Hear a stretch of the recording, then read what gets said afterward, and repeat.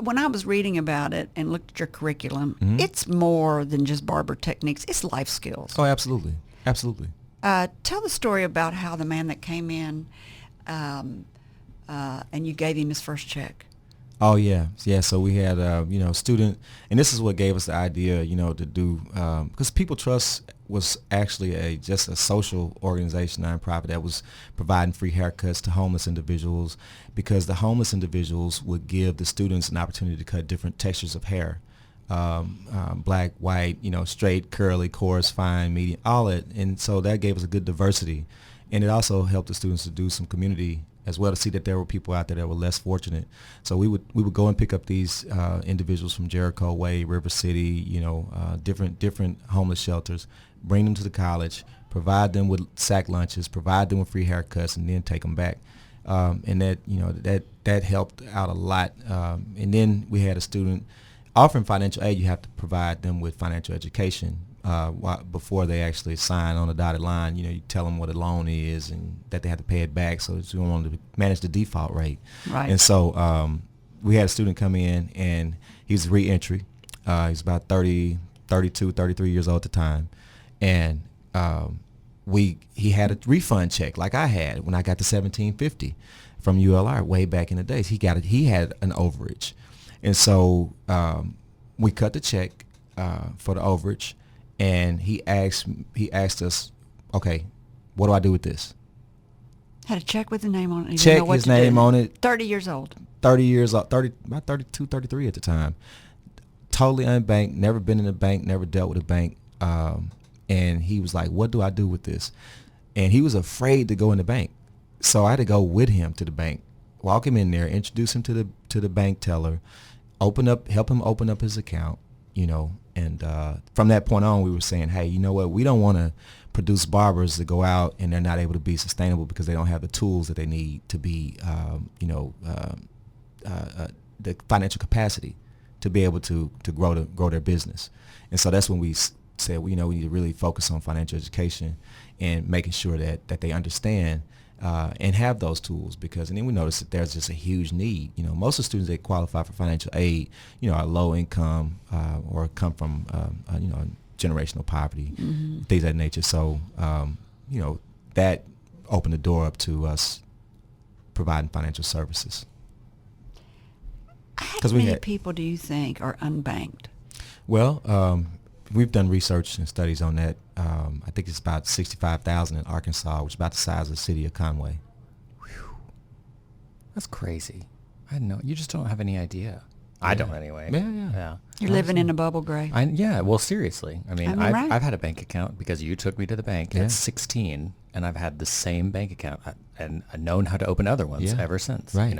Right. But it's just but I never learned it in school. They don't, They don't teach it in school. That's a good point. Yeah. They don't teach financial education in school. They don't teach it at church. Mm-mm. Don't teach it at home a lot of times. Not everybody has a home with everybody has a I mean, home. You're again, right. generational poverty. Generational If poverty. you didn't learn from my father Right. opened a bank account for me when I was 16. Yeah.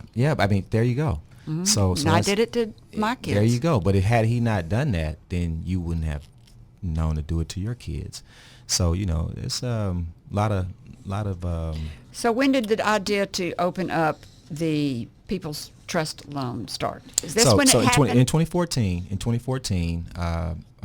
one of my administrators, Artina Blackman, and myself, we decided we formed a board. We changed the bylaws to financial institution to provide financial services. So we went from an organization providing free haircuts and sack lunches to a financial institution in 2014. So like I said, we started at that point tracking the loans that we're doing. So in 2009, we didn't know in 2009. Here's the deal. 2009, Arkansas became a credit desert because payday lending was prohibited. The law, the state put a usury rate cap on at 17%. At the time, there were 234 brick and mortar payday lenders operating within the state. Over 200,000 Arkansans utilizing these services. And so when that law happened, it take all the payday lenders left the state. But is that a good or bad thing? Because they thought they were sharks. Well, they are. They predatory. It is predatory in nature. They're predatory in nature. But what happens to all those people that are unbanked? Right. They have nowhere else to go. And I mean, if they can't qualify at a bank, they have to have an alternative. They have to have an alternative option. And to qualify at a bank, you have to have or they sink deeper into poverty. Yeah, or to qualify at a bank, you have to have a minimum amount to put in the. Well, yeah, you have to have, because banks are regulated institutions. You're required to have a credit score. Credit criteria is considered in your application process. You have to have some collateral. You have to have some assets. You can open a bank account with $100, can't you? Some places you can. Some places you can open an account, but then you have to maintain that $100, or Yes, else right. if you don't, then the service fees and other fees that go along with maintaining an account sometimes. So are you happy or sad cause your about account to getting go rid of into the the negative.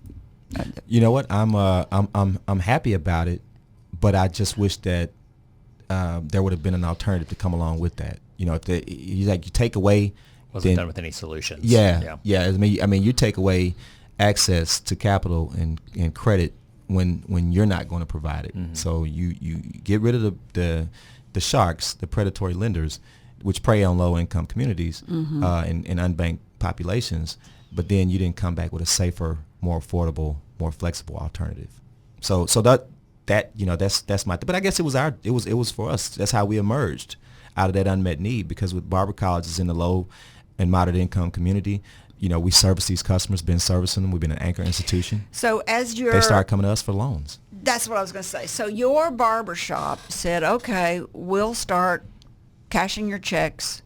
No, we didn't cash checks right off. We just provided small loans. You just said we'll start providing small dollar loans. Well, how do you collect on those loans? Well, at the time, we're sophisticated now a little bit, but at the time it was just old school. Hey, you're gonna, character loans. You're gonna, you need to borrow this money until you can pay it back. You can pay it back in 30 days or whatever the case may be. They would borrow the $250 at the time because I was funding it out of my pocket, so we didn't have any. We didn't. Did they work for you?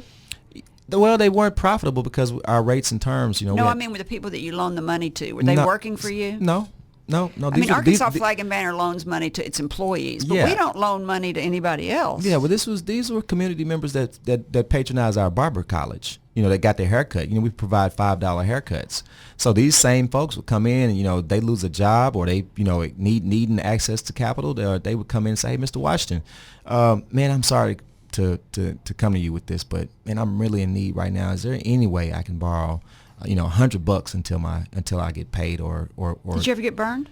No, not initially, because it was a trust code. It was like, hey, I'm gonna do this for you, but I need you to come back and pay me back. I ain't gonna do it no more. Yeah, you said character loan. Yeah, I like it that was phrase. it was a character loan. Old school character loan. So That's my first loan. Yeah. My first loans, they called them signature loans, but it was just, you're a nice person. Right. Here's $1,000. We talk about those it all folks the are time. working. They're working and they trying. And so when did you decide to go from loaning character loans out of your Barber College to there's something here? Well, as the demand began to grow, because, after a year of doing that, we started people telling people, word of mouth started going around, and now we got, people telling their family members and people showing up, and I'm like, hey, we need to look at if there's some programs out there with the government to Were you help us. charging interest? Yeah, 5%. But I mean, that wasn't profitable. nothing. It wasn't sustainable. It wasn't even scalable. So, it was just some social good. And I mean, it did what it did. It helped us to build a track record though of lending, and that's how we were able to apply to the United States Treasury CDFI fund to become a CDFI. So so now you've started. Yep. People Trust Loan Fund, Uh-huh. which you explained at the beginning of the show is not really a bank because you don't take deposits, you Right. give money away, Yes. and it's called We loan money. You loan money, Yeah. and it has Occasionally we give money. Occasionally we get grant funding and we can do grants, but we're in the loan business. so okay, not Yeah. very many grants. Not very many grants. Occasionally we'll have some philanthropic organizations like Winthrop Rockefeller Foundation or Arkansas Community Foundation or national organizations that would give grant funding, and we can pass those grants on to community members. So is Winthrop Rockefeller completely associated with you, or are you independent from them? Because I saw we're independent from them. We are partners. But they partners are from one them. of the people that funds grants through your services. Well, during the pandemic when grant funding was really needed, the Winthrop Rockefeller Foundation provided grants for us to be able to help community members. How did you get hooked up with them? Oh wow! You know what?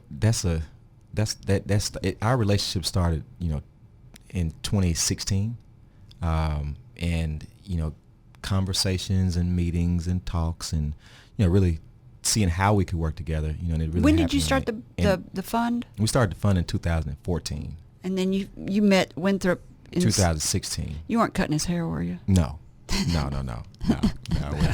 That would be hilarious. No, I wasn't. So you started in 2014. Yep. How were you smart enough to start something like this? I don't think I could. Well, I mean, it's a lot of paper reading. You're not a lawyer. Well, I'm not a lawyer. Are you a graduate of college? I didn't graduate college. See how I didn't say graduate kids college. don't go to college. Just don't go to college. Just work. Don't listen to my mother. Experience kids. is the best teacher, and it's a lived experience. And so, having lived in that experience, understand what the credit needs are, and then also, so we emerged. We truly emerged out of an unmet credit need here in Central Arkansas. Truly. Yeah, we emerged, and so when you emerge, then you learn as you go. You build a plane while you're flying it. Oh, my mother used to say, I jump off buildings and I build my wings on the way down. There you go. Arlo and I are like kindred souls. It's true. Yeah. Mm-hmm. Yeah. So it is a lot of technical reading, right? Oh yes. I spent hours. So who did you go to? Well, because I was so into trying to have a solution to solve a common problem. Mm-hmm. I would just read articles. I read up. I joined organizations, other CDFI organizations. There were a lot of knowledge sharing. I went to conferences in Washington D.C. How'd you even know about CDFI? I didn't know about any of that until today. I had an uncle that worked as a security guard at a CDFI in Chicago. Oh, serendipity! And so when he came here and saw what I was doing at Barber College, then he said, "Hey, you should look at becoming a CDFI because, you're fulfilling their mission." And I was like, man, I'm already, regulated with the Department of Education and, being a Title IV school and I don't really want to deal with any more, agencies. Nothing negative, but I just don't want the compliance and regulatory requirements of maintaining that certification or status. And so a couple years went by, I was working with a local state representative and some other community members that were interested in having a financial institution. We were all trying to figure out how we could, do this. And then, it kind of just was left with me and, my one administrator and our board that we had at the time. Was there anybody else doing it in Arkansas? Was there another CDFI? There are 19 CDFIs in the state. 15 of them are banks and credit unions. So, and then you have Arkansas Capital Corporation. You have Communities Unlimited. You have Forge. You have, and People Trust. So why was yours going to be different? Well, we're the only minority. That's what I was going to say. CDFI. You're the only one that's really down in the trenches that understands what's going on. Yeah. Well, I mean, I won't say that because they've all been doing this work, just different types. I was going to say yours is community specific. Yeah, it's just more community based.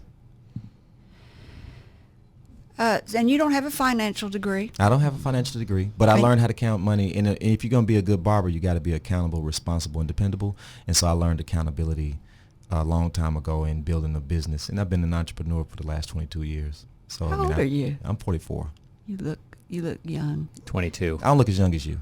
But thank Sweet. you. Oh, yeah. Now I really like it. Yeah.